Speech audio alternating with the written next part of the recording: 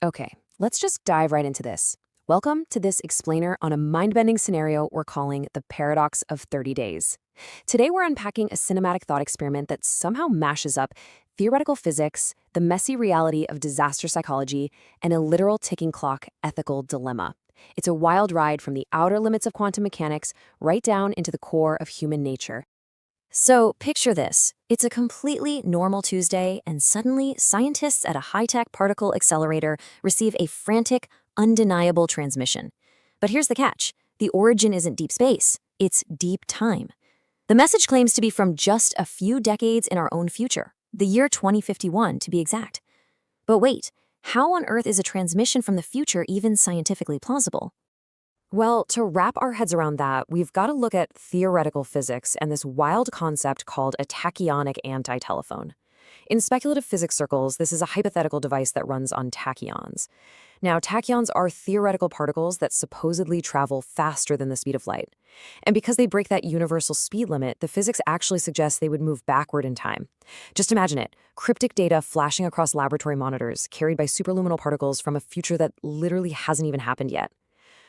The core idea here is absolutely mind-bending. The theory goes that by accelerating these high-energy tachyons, a future civilization could theoretically send data to any point in time before the emitter was even built. By reversing the flow of energy, you alter the past, meaning a warning could actually be sent back to us. But that begs the question, a warning about what exactly? And that brings us to the horrifying contents of the 2051 message. The transmission reveals that our sun is going to explode in a catastrophic micronova, and it's going to happen in exactly 30 days. We're not talking about a rogue asteroid we can deflect or a climate trend we can reverse over a few centuries. No, this is an unavoidable, literal ticking clock for the end of humanity. Part 1. The Math of the Apocalypse. To really grasp the cold hard reality of this threat, we have to look at the Carter catastrophe, which you might know better as the Doomsday Argument. Check out this number, 205,100. Physicist J. Richard Gott ran the numbers and figured that if you assume you're just a randomly born human among all the humans who will ever live, it's highly improbable that you'd happen to exist at the very beginning of the human timeline. Based on our random birth rank and the sheer number of people born so far, Gott mathematically calculated that the total human timeline could realistically cap out at a maximum of around 205,100 years. And the terrifying statistical reality of that math looks a little something like this. The Doomsday Argument gives us a 95% statistical confidence interval predicting early human extinction. They literally call it doom soon. And it leaves us with only a tiny 5% chance of surviving beyond the next 9,120 years. So a sudden warning from 2051 about a solar nova, it actually aligns perfectly and terrifyingly with the grim math of the Doomsday Argument. Part 2. The Psychology of Panic. But let's bring it back down to earth. What actually happens on the streets when the public realizes this clock is ticking? When disaster strikes, your brain doesn't just casually stop to reflect. It reacts on autopilot. First, the amygdala sounds the alarm. Literally within milliseconds, your survival instincts hijack your entire nervous system.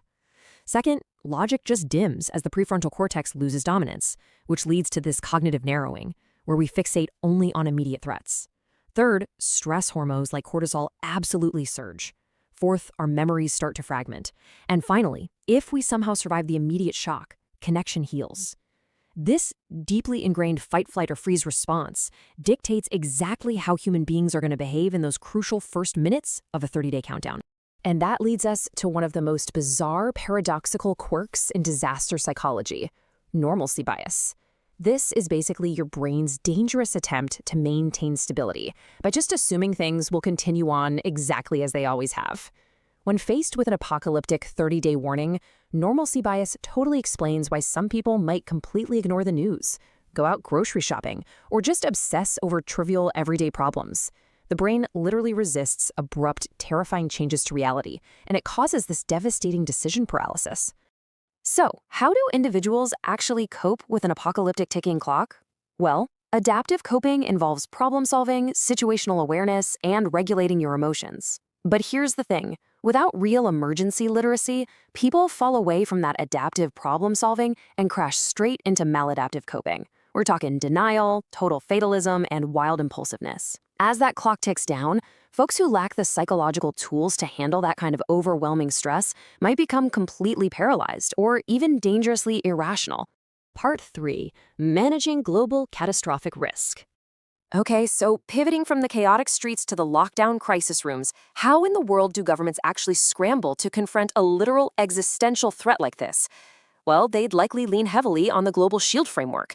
This mandate essentially outlines how governments must prepare for and respond to global catastrophic risks, the kinds of threats that could inflict massive civilization-ending harm. In the face of a solar nova, global leaders would have to rely on this extreme all-hazards approach just to manage the unthinkable. And to manage that unthinkable scenario, they'd require the rapid deployment of 4 absolutely critical policy actions. First, governments have to conduct holistic risk assessments. Second, they need futures analysis, basically intensive horizon scanning to predict the exact trajectory of those 30 days. Third, they have to utilize intelligence and warning systems to actually communicate with the public effectively. And fourth, they need cutting-edge science and research to figure out if there is literally any way to survive. Because at the end of the day, true resilience isn't just about digging physical bunkers. It's about building the human infrastructure and the psychological readiness to act when it matters the most. Part 4. The Burden of Truth. Now, despite all the science, the math, and the crisis management, global leaders are inevitably going to face a final, truly agonizing philosophical question as that catastrophic 30-day deadline approaches with absolutely no physical escape. To understand the weight of this dilemma, we can look at a direct parallel in Margaret St. Clair's classic 1950s science fiction story, The Boy Who Predicted Earthquakes. In this story, a young boy with the genuine ability to foresee the future accurately predicts a deadly solar nova. But realizing the absolute inevitability of the end, he is completely racked by the decision of what to actually report to the people. Which brings us right to the ultimate ethical cliffhanger. Do you tell the truth?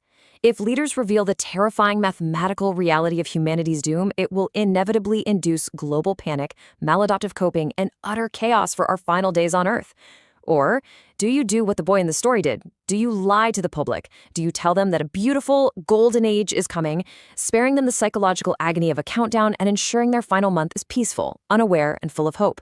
It's a profound, heavy, ethical, and psychological choice. The paradox of 30 days shows us that sometimes the greatest threat isn't even the disaster itself, but how our minds and our societies react to it. So I'm going to leave you with this final thought to reflect on the nature of hope and truth. If you held the fate of humanity's final 30 days in your hands, and you knew for a fact there was no physical escape, what would you say? Thanks so much for joining me on this explainer. Until next time, keep questioning everything.